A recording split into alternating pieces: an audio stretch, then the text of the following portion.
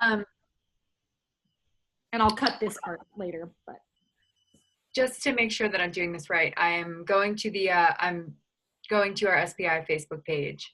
Michiana Science Cafe group, actually. Oh, right, yeah, sorry. They're one and the same in my mind, even though I know that they're not. Right, and then once the event goes live, the questions will all be there. Yeah. Mm-hmm. Beautiful. Okay, I'm setting up the live stream. And I'm going live. Cool. I'm going to mute myself.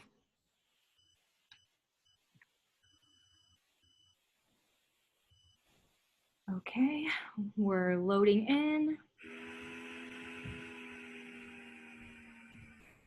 And we are up. Okay, awesome.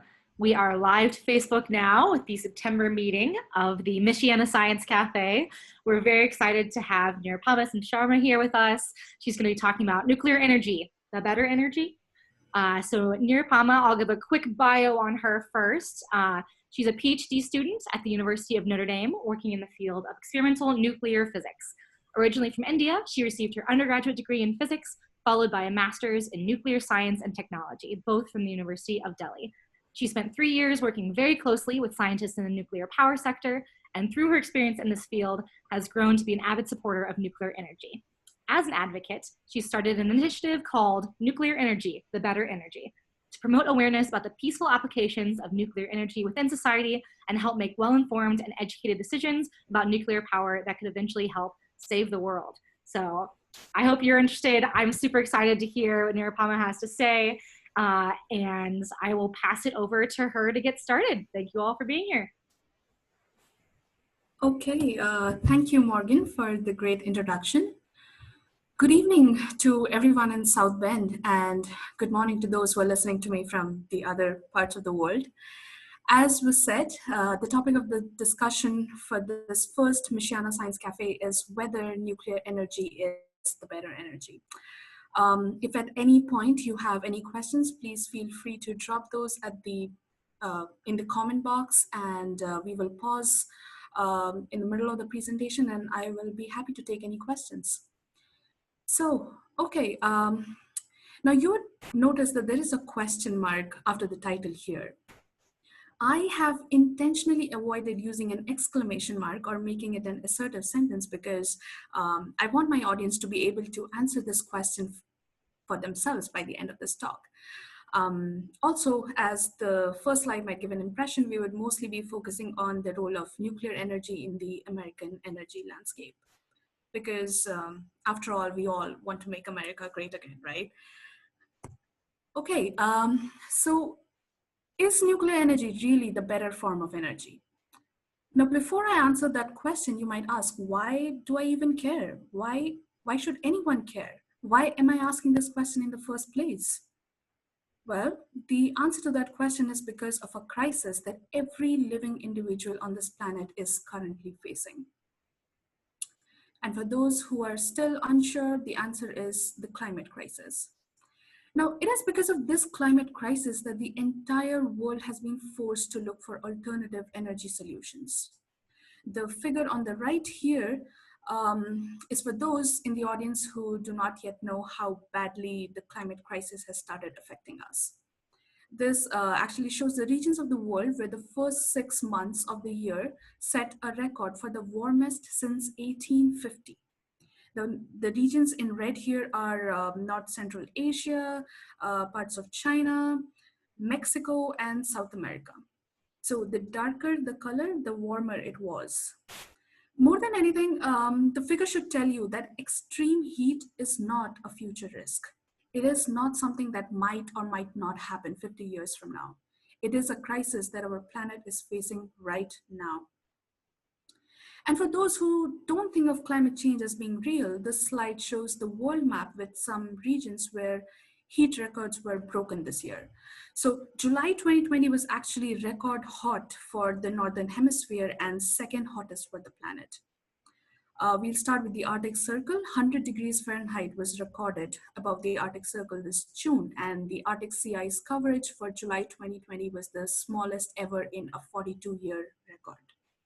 Next, we move to Siberia. Oops, sorry, wrong slide. So we move to Siberia, where persistently high temperatures have been recorded this entire year. Then we go to Spain, where May of 2020 was the warmest May since national records began in 1965. Spain's 8 warmest Mays have all occurred in the 21st century.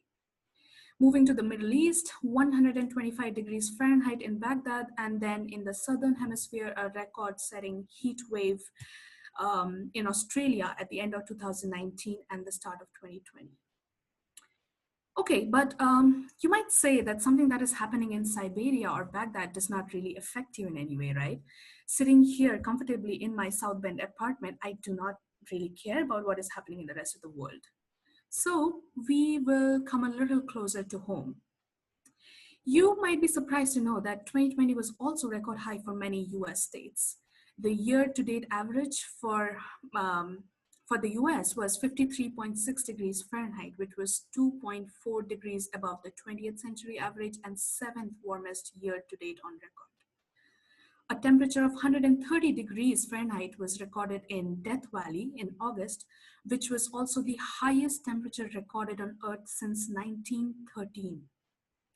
A 121 degree Fahrenheit recorded reading happened in Woodland Hills, marking a historic milestone for LA County. And last but not the least, our favorite Florida saw its hottest year-to-date record by July's end. So yes, climate change is real. It is happening as we speak, and we need to address it right now. But the question is, how do we really address climate change? Now, most of us, by this time, we know that in order to curb the climate crisis, we have to stop burning coal and natural gas. But there's a race to obtain clean energy, and we have some top contenders. Among those are solar power, geothermal, hydroelectric power, wind energy, and nuclear energy. We will look at the renewables first. So the list of renewable energy sources includes solar power, wind power, hydroelectric power, and geothermal power. The advantage of all these energy sources is quite obvious, that they provide clean energy. Which means that they do not release any carbon dioxide or harmful gases into the environment like coal or natural gas. However, there are various problems associated with these sources as well. Now, with solar power, the major problem is that the sun does not shine forever. Similarly, wind does not blow 24/7, creating a major problem in the sustainability of wind power. Moreover, these sources of energy are not available in regions of maximum need. So, for example, we cannot, or it would be really difficult to build a wind turbine in the middle of Chicago City, right? Now, you might say that we can produce the electricity outside of Chicago and then bring it to Chicago, but then you have to know that long distance electricity transmission is very expensive. And as we currently stand, we do not have the technology to store large amounts of electricity as might be needed by some large cities. So unless there is a breakthrough in storage battery technology, it is highly unlikely that any of these renewables might be able to produce the electricity that can meet our rising demands. Now, a lot of you might recognize the statement on the slide from the Paris Agreement, which says that in order to keep our global temperature rise below 2 degrees Celsius, we need a complete decarbonization. And I repeat, a complete decarbonization of energy economy no later than 2065. However, from all the problems that I just mentioned in the previous slide, as the global energy sector currently stands, reliance on solar, wind, hydro, and geothermal cannot really achieve this goal by 2065. We have to look for another alternative. And the most obvious other alternative is the nuclear route. So we'll give it a try. Now, why nuclear, you ask? Number one, it is a low carbon source of energy. Number two, it is a proven and efficient technology. Number 3, nuclear energy is deployable on a large scale. Number 4, nuclear plants provide and ensure 24/7 electricity production. Number 5, and the most important, is that nuclear energy is available today. Another thing to keep in mind is that all the major greenhouse gas emitting countries like the United States, China, India, Europe, and Japan, they all have considerably developed their nuclear power sector, and nuclear energy is hence capable of decarbonizing these economies. This plot is from the International Energy Agency, which should further give evidence to the fact that nuclear energy can indeed play a major role in reducing our carbon dioxide emissions.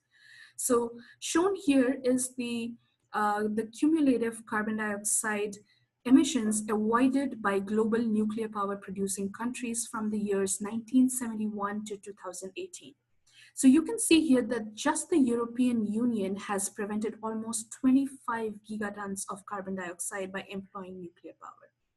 And if we add that to the emissions prevented by all the other nuclear power producing countries like US, Korea, Japan, Canada, we see that since 1970, nuclear power has prevented the emission of 64 gigatons of carbon dioxide equivalent.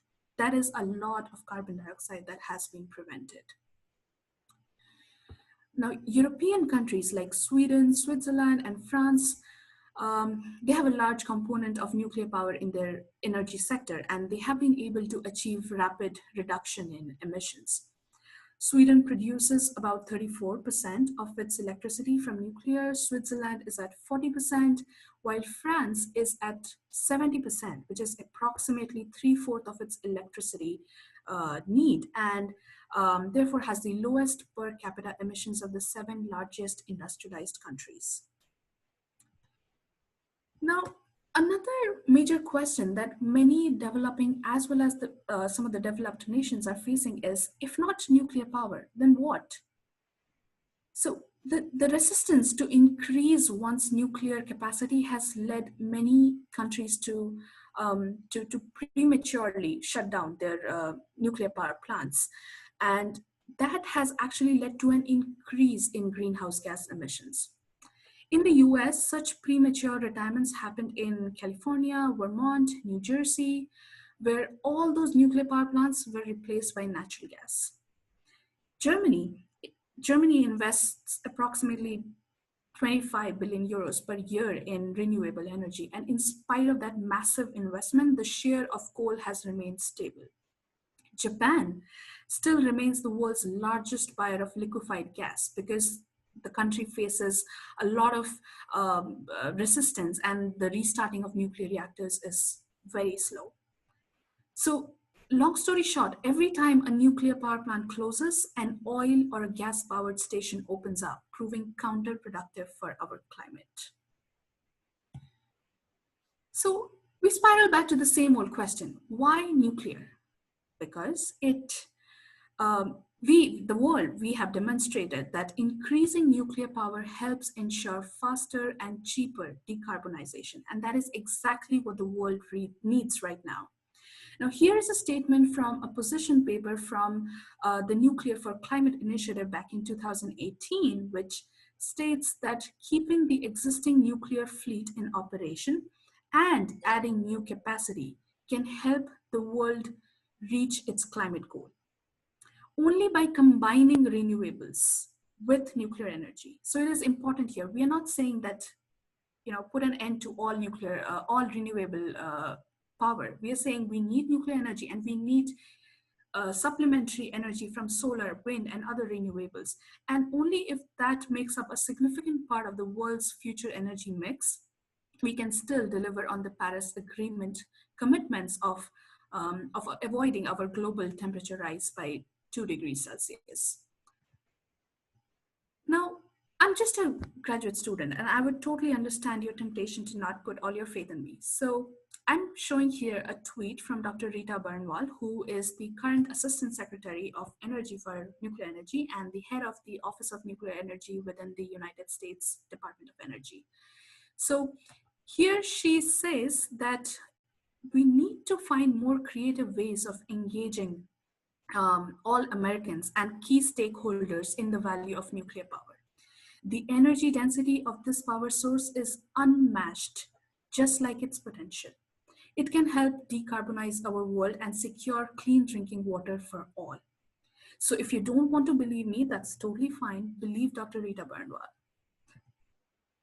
Okay, so we will now transition to the nuclear power sector in the US. Here is the present scenario. Electricity generation from commercial nuclear power plants in the US began in 1958, and as of 2019, we have 96 operating commercial nuclear reactors at 58 plants in 29 states, with the average running age of each power plant being 38 years. Now, here in Michiana, there are two nuclear power facilities along Lake Michigan, and a lot of you might know about the Donald Cook nuclear power plant located in Bridgman.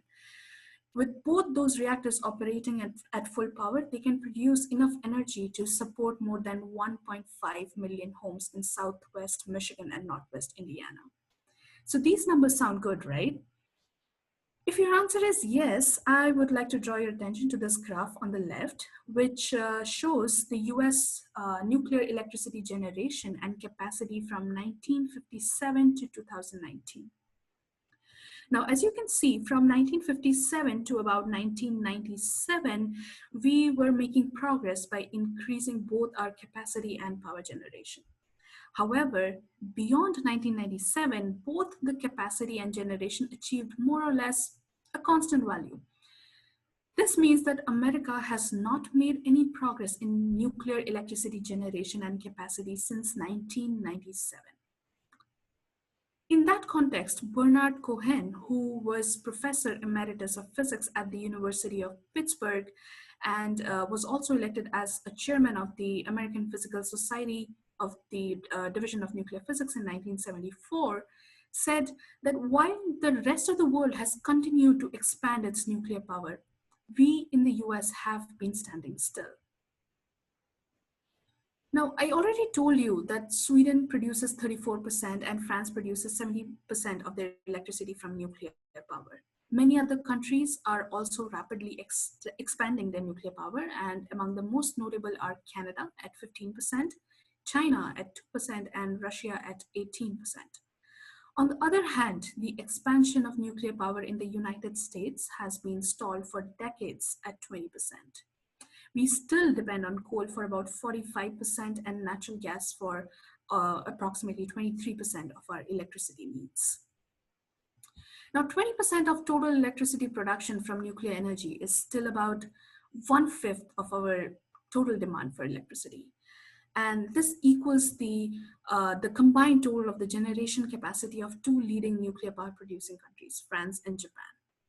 So we have the technology, we have the ability. Why then are we facing a resistance?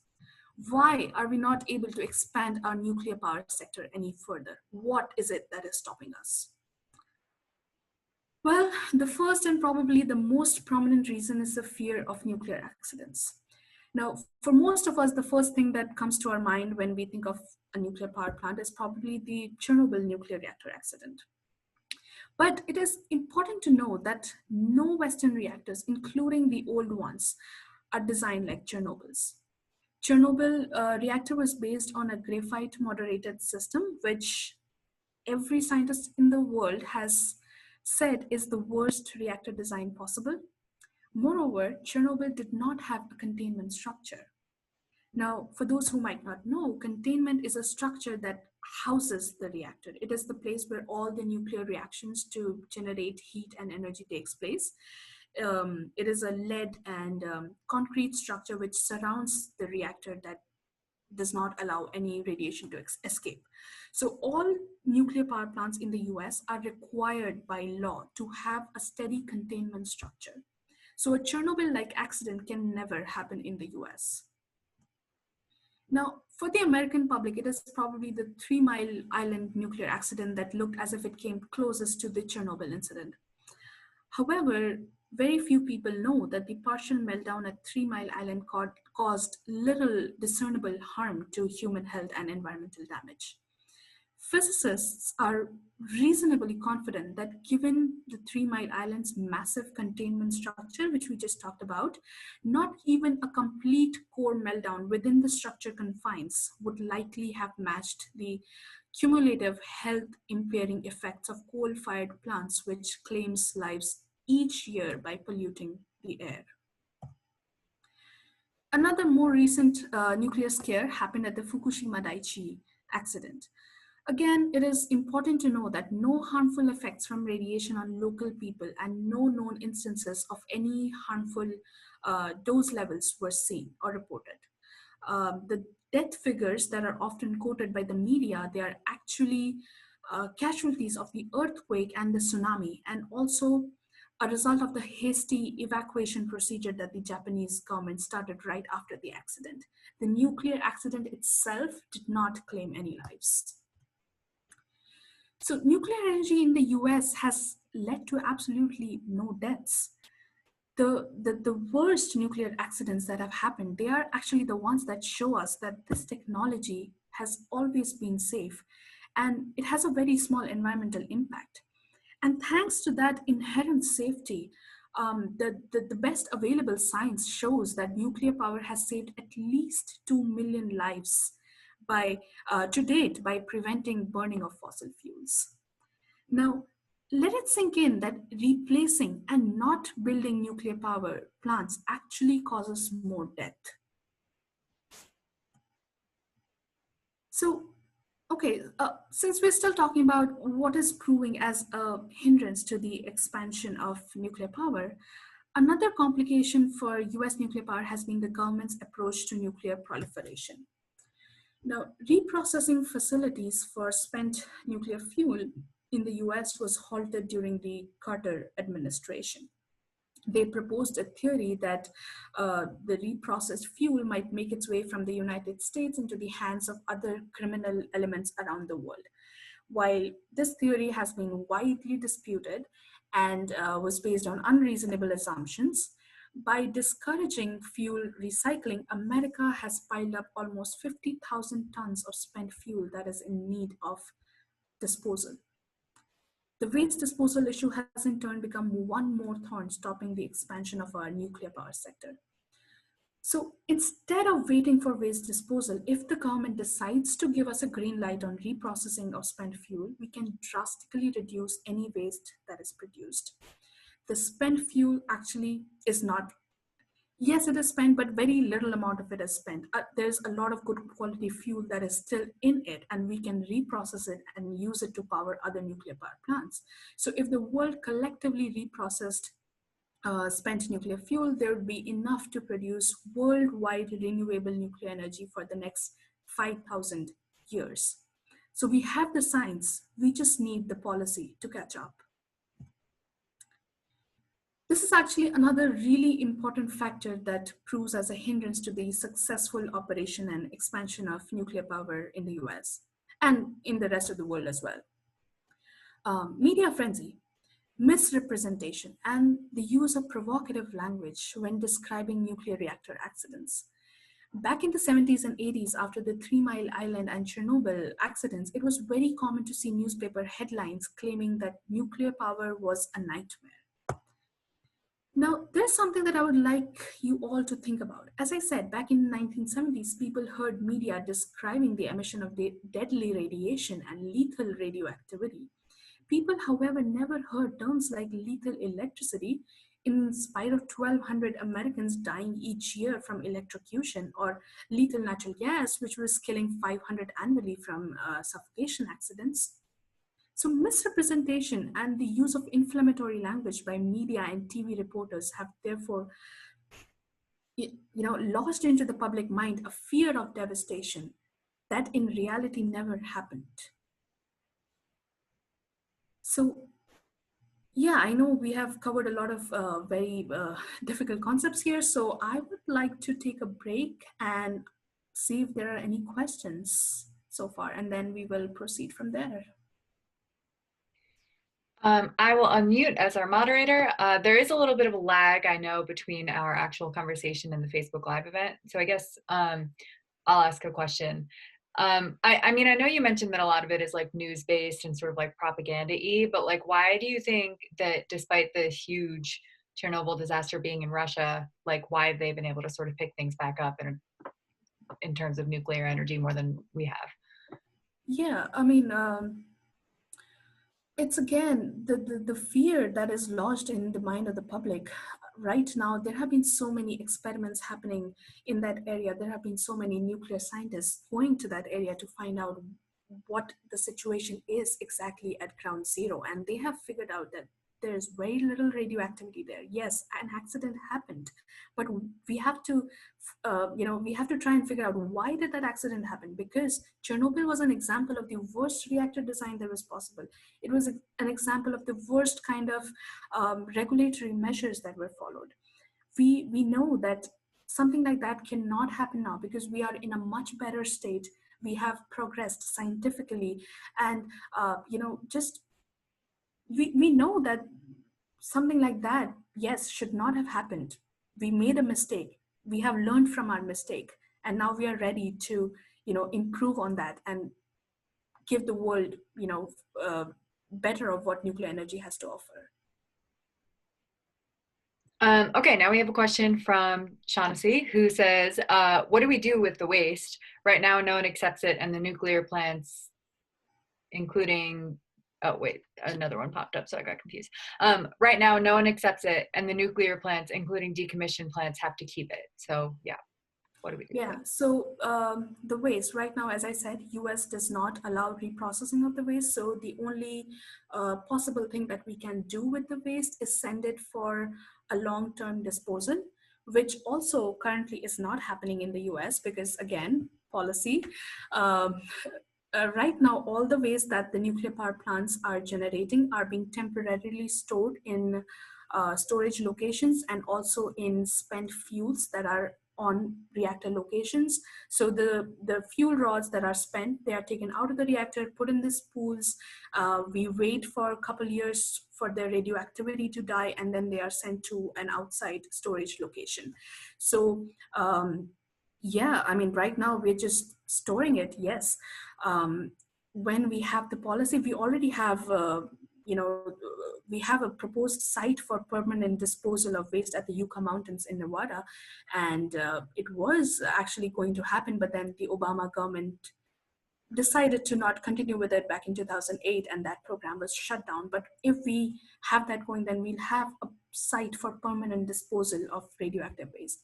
But again, as many other countries like France and India, they are investing a lot into reprocessing, and they are following something which is called a closed cycle plant, which means they burn the fuel, they take out the waste, reprocess it, and then use it again to power another reactor. So there is very little waste that is eventually in need of storage. So yes, if we can start reprocessing our fuel, we'll again drastically reduce the amount of waste that we are producing. Yeah, again, we have the science, we just need the policy to catch up. Great, okay, next question. Sarah says, thank you. And she also says, it is so helpful to dispel the fear and get real on reality with middle ground. My question is, how are people ensuring increasing nuclear energy won't increase nuclear weapons? Yeah, that's a great question. So in the US, we have a board called the Nuclear Regulatory Commission. And just like that, every country that has a commercial or a research reactor has a board, a regulatory board, which, which makes regular inspections of every reactor facility, and they ensure that any reactor is not producing weapons grade material. There is an International Atomic Energy Agency which is also responsible of doing all these inspections, and a very strict all countries that have a nuclear power sector, they have to follow strict guidelines so that there are no proliferation incidents that are happening. So yes, there are lots of national and international regulatory boards that keep a strict check on all the commercially operating nuclear power plants. If I could just jump in with a clarifying question on that, because hopefully someone else feels this way too. How can the production of nuclear energy lead to proliferation of nuclear weapons? I just don't know scientifically the link there of how Right, one could lead to the other. sure.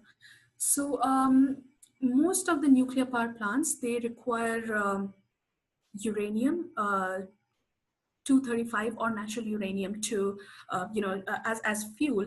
Now, a byproduct of the fission reaction that happens in the reactor is plutonium. And it is plutonium that is actually,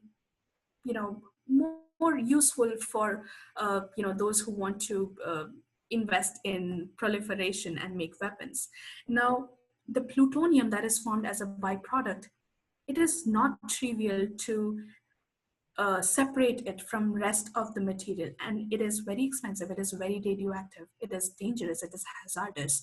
So if we keep the fuel in the reactor for a very long time and generate a lot of plutonium, more than the levels that the government allows or any of the regulatory board allows, then that gives a red light, and the regulatory board will know that something wrong is happening in that reactor, and they'll go and they'll do a thorough check, and if they find a violation, they might shut down that reactor. They might ask the country to just they might boycott the country. They would not give them fuel, they'll not collaborate with them. So yeah, I mean, is it possible to make nuclear weapon grade material in a reactor? Yes. Is it difficult? Yes, it is super difficult.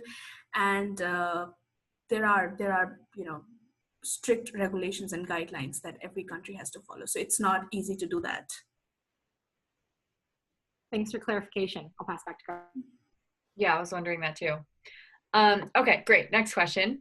Another thank you. And then how did Fukushima affect the nuclear power movement in the United States? If I recall correctly, nuclear power was picking up steam in the US, and then Fukushima happened and people became afraid again. Right. So a Fukushima-like accident is difficult to happen here. Why? Again, because of the design structure. Fukushima had turbines underground.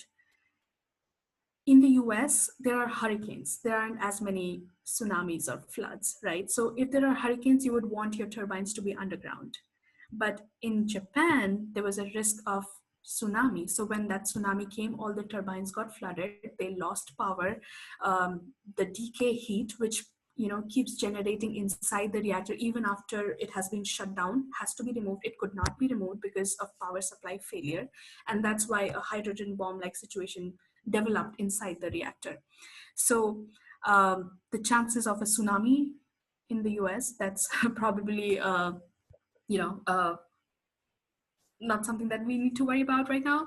But yes, our design is very different from the Japanese nuclear power plants. And I mean, most of it is, again, I would say, related to how the media covered that particular accident. They said thousands died from Fukushima Daiichi accident, but they never mentioned that the 1,000 people that died did not die of radiation sickness. They died because of the earthquake and the tsunami that followed. They died because the Japanese government got crazy and started hasty evacuation, and people died because they were not able to get shelter or food. Nobody really died from radiation. Accidents happen, but then are we doing enough to prevent that from causing damage to the general public? Yes, we have. Nuclear power plants have so many safety measures. There are so many containment. There is a first stage containment, then there are more containment structures. There are so many barriers that prevent the release of any radioactivity to the outside world. So yeah, I mean, I would say that it's all because of how media covered it, and the misrepresentation of what actually happened in Japan. All right, the next question is, what is the strategy regarding renewable energy in third world countries, that is, countries without access to nuclear power due to security concerns and expense?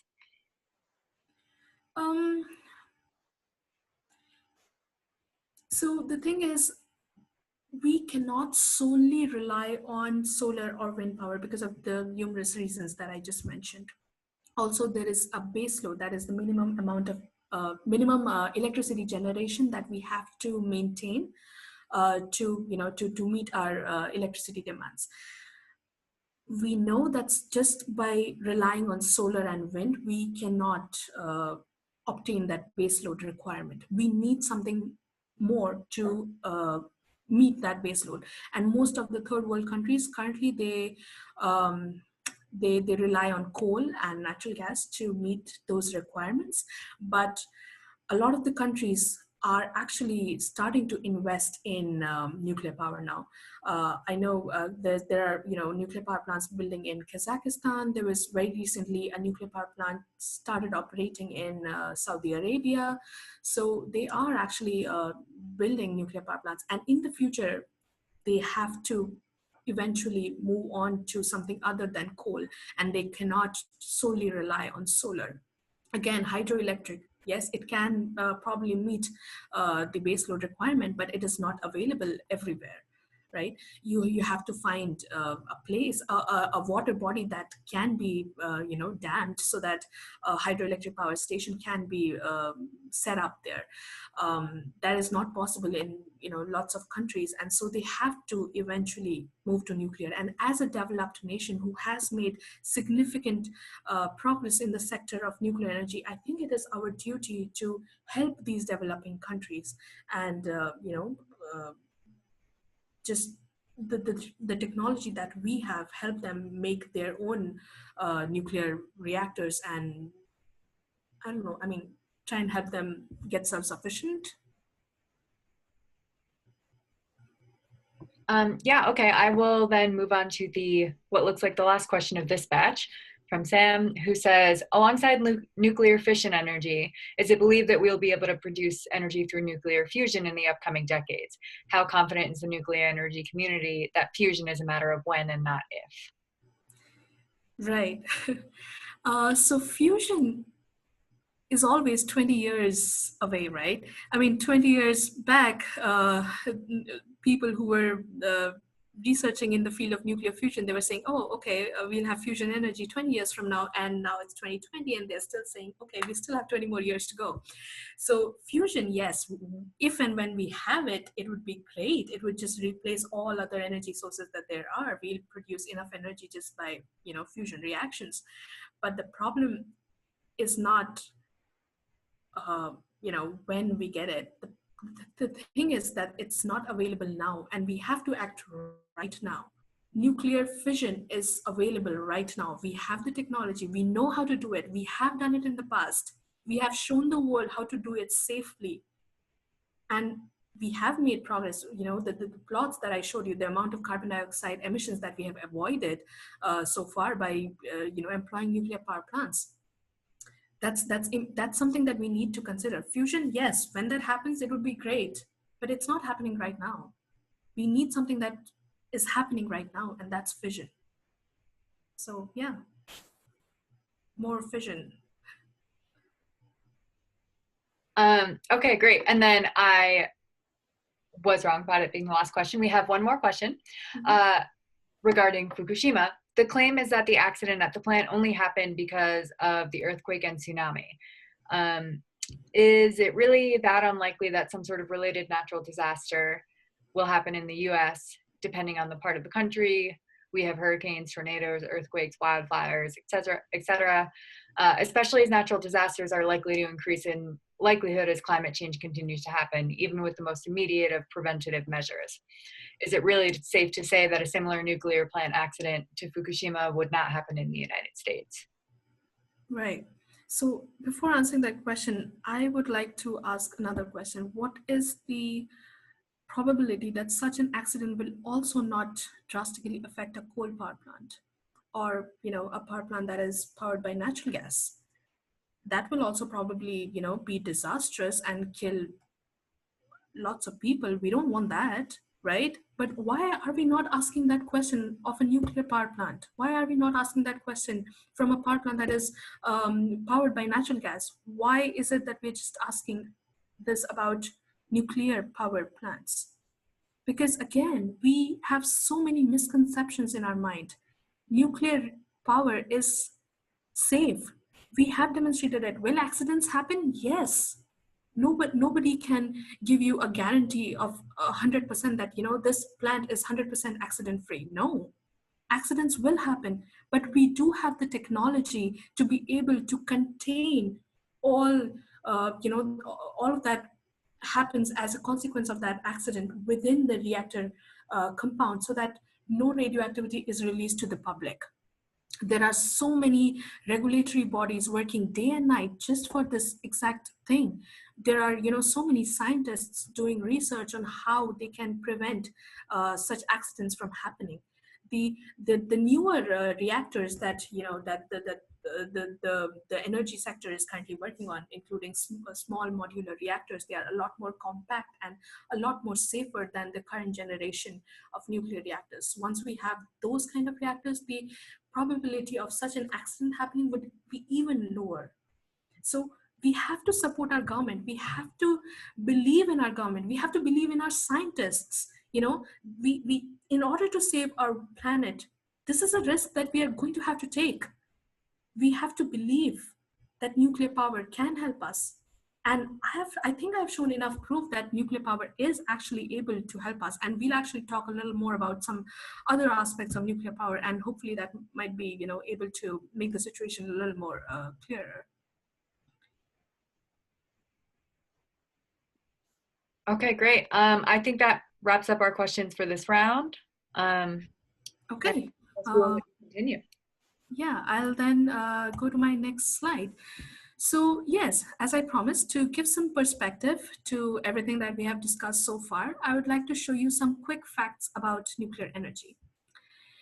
The first is the curious case of fly ash. Now, a few people might know that coal has radioactive uranium and thorium in trace amounts. And when coal is burned into fly ash, uranium and thorium get concentrated up to 10 times their original levels and leach into the soil and water surrounding a coal plant.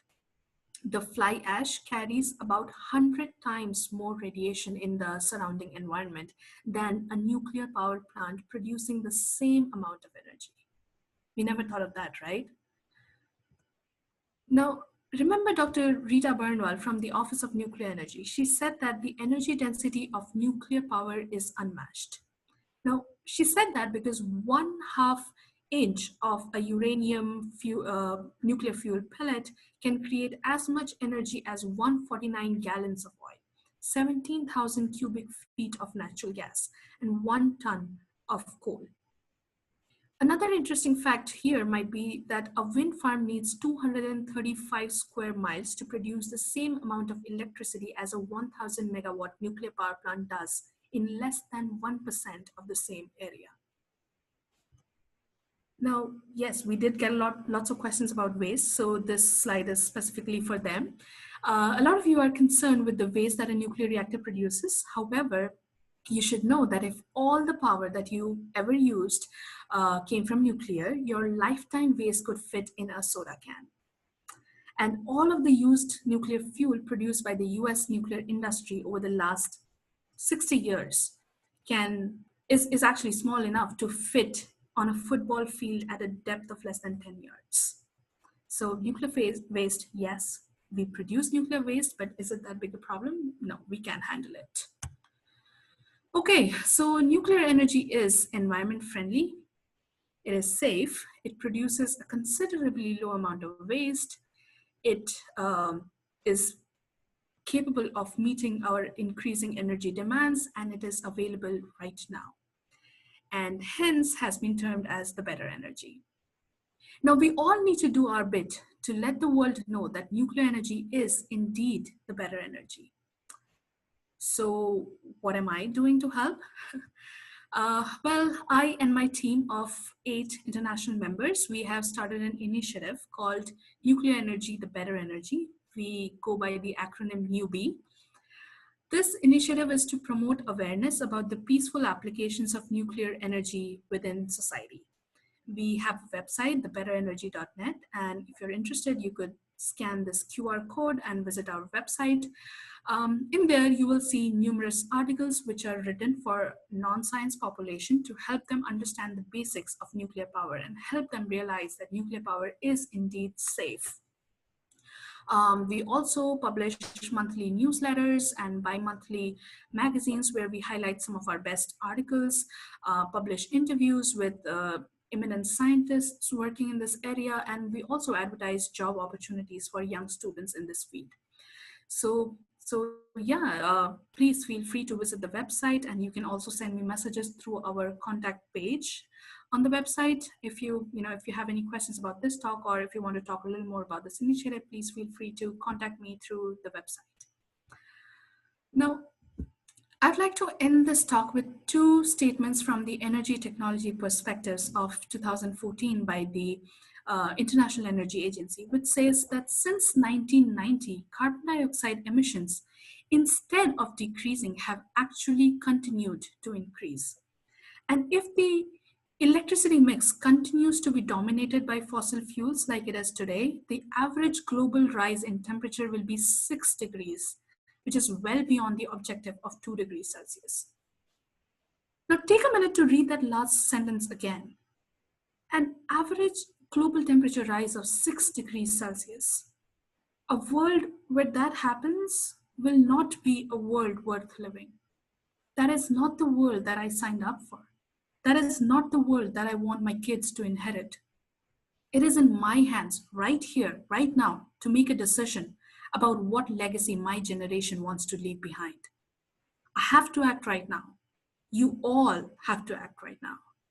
Do your bit and subscribe to my Nuclear Energy, the Better Energy initiative. Support this initiative, support nuclear energy, and help save the world. Thank you.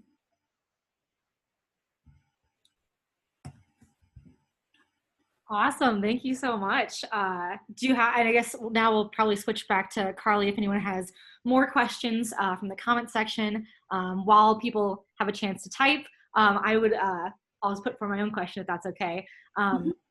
Do you see, I know at the beginning of the talk you mentioned about, different problems with especially storing energy generated by, solar and wind and other things. Do you see nuclear energy continuing to always be part of the energy landscape into the future? Or do you think, other developments and other technologies would eventually phase out nuclear? So I kind of just think like, given, potential, I know when, we talked about fusion, whenever that may happen, how do you see, I guess, like the future, like really, really long-term looking for nuclear? Yeah, I mean, as I said, unless there is some kind of a breakthrough happening in battery technology, nuclear will always be in the landscape. It has to be. We don't have any other alternative. So yeah, nuclear will, I think it is here to stay. Awesome. I will actually ask another question if that's okay while before Carly gets into it. Sure. Thinking about, I know one kind of controversial thing, especially you mentioned like, fly ash from coal burning plants, but I imagine it's not great health-wise. And I've heard things to this effect, living near coal plants or, like how loud, wind turbines are in plants. So what is the kind of range of livability next to a nuclear plant? Like, does it, I know you mentioned it like takes actually a much more, a smaller amount of space to work compared to, wind turbine fields. But how close can that be to like civilization? Are there any like regulations on that? I'm just kind of curious. Yeah, I mean, there are, there are exclusion zones and different kind of zones that the regulatory industry, the regulatory board declares before a civilization can establish itself around a nuclear power plant. But if we compare it to the health effects on people that live near coal power plants or power plants, that are run by natural gas, the people who live near nuclear power plants receive much less radiation. They do not have to worry about, the health effects of fly ash. They don't have to worry about the loud noise that wind turbines make. They don't have to worry about, the sun shining all day long. They don't have to worry about storing electricity. Actually, there's a fun fact that says that if you are traveling in an intercontinental flight from New York to Tokyo, and you work as a staff on that flight, you will receive more radiation than from living within a 1 mile radius of a nuclear power plant. So if you are, traveling in that intercontinental flight, you get more radiation from the cosmic rays that come from outside of our planet. And if you're just, living around a nuclear power plant, you get less radiation compared to that. Yeah, that's so fascinating. I'm a psychologist, and so thinking about, a lot of the stuff we've talked about today in terms of the availability heuristic of, like, we think about nuclear and immediately I'm sure so many people think about the accidents that you talked about. And it was really great to hear how not only, are there differences in design between American power plants and, these, incidents that we've heard of, but also, like you said, continuing to become even, more compact, and these containment facilities that are able, like you said, even if there was meltdown inside the containment facility would also contain it with like high probabilities. So it was just been really great to essentially know enough now to be able to rely on like the reality of what it is. And like, yes, there are still things to think about in terms of how willing you are to I don't know, think about, probabilities, like someone brought up, natural disasters and those kind of things. But it's been really great to just hear about, I don't know, what's up with nuclear. Because I was definitely, not very informed coming into this. So I hope it's been great. Yeah, I'm glad. Thank you. Carly, any more questions from the comments, or did you have anything else? Well, we have a comment, I guess, from Bruce that says about breakthroughs. The U.S. Air Force is currently investigating an orbital solar collector that can beam power to large orbital. Wait, sorry, I skipped a line. That can beam power to the surface using microwaves. Large orbital panels could collect much more energy than ground-based generators and could collect energy 24/7. So very cool to know. There you go. Yeah, that's cool. I mean, science is evolving every day. We can never say what kind of scientific breakthrough will happen tomorrow. So yes, if they have developed that technology, that's great. If they can make it available to each and every person on this planet, that will be greater, right? We're not against solar power, we're not against wind energy, we're not against renewables. We're just saying that until and unless we make any other breakthrough and are able to completely put an end to all coal and natural gas, nuclear is something that we'll have to rely on. We don't have a choice. Nuclear is available. We don't need storage technologies and breakthroughs. All breakthroughs in the field of nuclear energy have already happened. We have enough scientific expertise to be able to provide nuclear electricity risk-free to everyone. And that's why we keep saying that we need to install more nuclear power plants, because that is something that we can do right now. I think that's really, we're not against solar. If they can, create sufficient storage technology, yes, go for solar. I think that's one thing that was, really compelling to me is thinking about, especially thinking about climate change and the imminence of it, is recognizing, like, we have to do things now, right? If you're someone who, wants to address this, is recognizing that starting things now, and I don't know how long it takes to, build a plant, but trying to think about, how are we, going to meet energy demands and move away from fossil fuels now and not, 10, 20 years in the future. And, right. As breakthroughs continue to happen, I imagine that the American energy landscape will fluctuate towards whatever is going to be the, low cost, low risk, all these things. But recognizing that, how can we maximize what's happening right now, and then also continue to look towards the future and always optimizing. So, yeah. Right. Yeah. I mean, it seems like in a situation where we already have something that seems like a pretty good option, at least based on what I learned tonight. I'm not going to act like I know a ton about this, but I don't know. I'd say, like, you kind of convinced me. But yeah, but it is frustrating that, when we have technology that could improve our whole like landscape of energy use, that it's policy and not science that is barring us from back. Yeah. But as the Science Policy Initiative out of Notre Dame, as a kind of founding, member of the Michiana Science Cafe, it is so interesting to think that how, you know, science should hopefully inform policy, but also how policy can either set free or gridlock science from happening, right? So it's super interesting to think about, you know, how are those people who are making policy also maybe affected by these misconceptions of nuclear, and being able to say, you know, how can we open that conversation so that we're making decisions on policy that are based in science.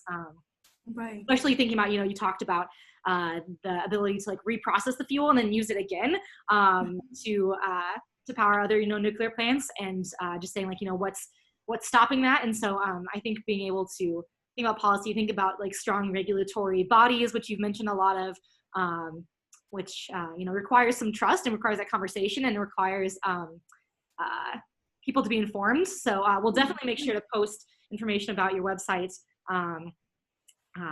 in the event afterwards, so people can find that. And I'm definitely excited to subscribe and continue to get some of those articles and just continue to stay informed. Yeah. So, sure. Yeah, and as I said, I have a contact page up on that website. So if there are any more questions, I'd be very happy to, you know, answer them, and I will try my best to get back, you know, as soon as possible. awesome. Well, unless Carly, there's any more questions, I think we'll probably go ahead and wrap up for tonight. We will be posting this on our the Science Policy Initiative Notre Dame's YouTube page afterwards. So we're very excited that you know, if you ever, you know, forget or want to come back for some of these hot facts to share with your friends and your family, start this conversation beyond, you know, this realm, you'll definitely be able to do that. But yeah, I'll go ahead and stop the live now, but thank you so much for your time. We really appreciate it. Thank you. Yeah, thank you. I learned so much, and you clearly know a lot about what you're talking about and are very passionate. So we appreciate you coming out. Thank you. This was great joining here. So yeah, thank you. Awesome. Okay, we are done with the live stream.